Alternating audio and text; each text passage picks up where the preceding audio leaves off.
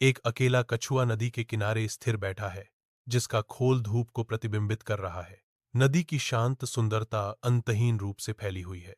दुनिया छाया में है। एक मछली तैरती है, उसकी पपड़ियां प्रकाश को पकड़ती हैं। नदी के आलिंगन में एक गहना मछली डींग मारती है। मैं इस नदी में सबसे तेज तैराक हूं। मैं आसानी से कहीं भी यात्रा कर सकता हूं। एक कछुआ प्राचीन ज्ञान के साथ जवाब देता है। हालांकि तुम तेज हो सकते हो, मेरे पास भूमि पर जीवन का ज्ञान और समझ है, जिसे तुम समझ नहीं सकते।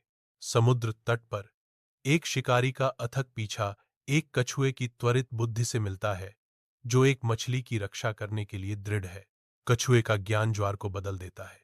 केवल भाग्य के लिए इसे खतरे में उलझाना है, जो मछली की चपलता पर निर्भर करता है कि वह एहसान वापस करे।